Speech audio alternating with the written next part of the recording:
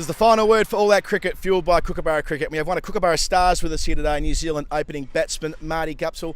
Martin, last time you played in a global tournament, you guys won every game, the 50 over World Cup, and lost the final. But not a lot of talk about the Black Caps in terms of winning this comp. Do you feel like you're the subtle, sly underdogs coming into it?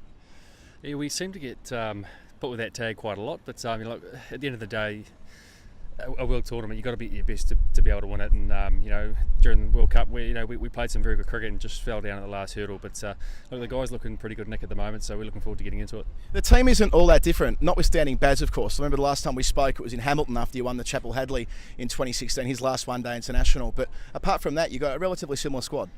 Yeah, there's not too many changes. I guess the last couple of years we've been able to blood a few young guys to come in, and they've got a bit of experience under their belt now. So for a few of them, this is their first world tournament. So I think they're pretty excited to be here and having a go. Do you miss Baz? I mean, you miss walking out to the crease with the great man and watching him do his thing from the other end?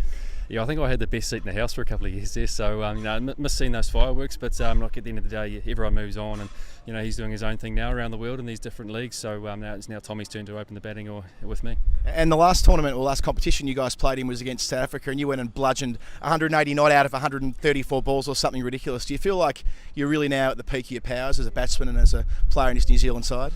Yeah, look, cricket's a funny game. I mean, one day you can feel absolutely horrible, go out and score 100, and then the next game you can feel $1 million and get nicked off first ball. So it's one of those games where it only takes one ball, so to speak, and you got so many variables with a bowler and the pitching conditions and things that you just got to go out and trust your natural instincts and go have a bit of fun, and if it comes off, it comes off. What is it like for mere mortals out there watching you when you can hit sixes with the regularity you can? When you're in that zone in the last 10 overs, does it feel like you can hit literally any ball for six at the end of the innings when you make it that far? Sometimes you can, sometimes you still feel like you're battling a bit, but look, if I can get to the last 10 overs a couple of times in this tournament for New Zealand, then I'll be pretty happy. If you can against Australia, you've had a bit of a block as a team away against Australia. In Australian conditions, you've struggled. At home, you've knocked them off in the last two Chapel Hadleys. It's a neutral venue here. Do you feel as though that levels things up somewhat?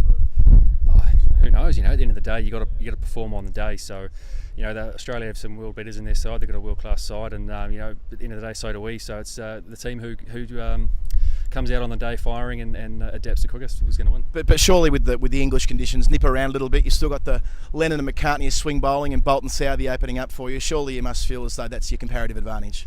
Yeah, look, we'll be confident. Obviously Bolt and Southey are world class as well. They swing the ball and they do their thing. So hopefully they can get us off to a fly once we come to bowl. And you personally, was that a big thing last year, making your first century against Australia? It was well known you didn't have the best record playing against that country, but now you kind of broke through that hurdle. Are you ready to take them down again in Birmingham next week?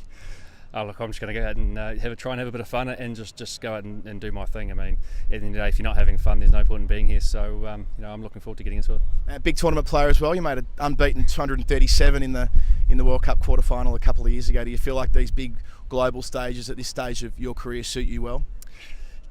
Yeah, it may sound a bit rough, but the World Cup doesn't mean anything now. We've moved on from that, so just got to go out and prepare well and as I said before, have a bit of fun and just enjoy the time here. Hope so. Martin Guptill got the straight bat out today to be crashing them over mid-wicket come next week in New Zealand's opener against Australia at Birmingham. They've got India and Sri Lanka in the warm-up games between now and then. Good luck throughout the course of the tournament to the Black Caps. This is the final word for all that cricket, fuelled by Kookaburra Cricket. We'll see you next week.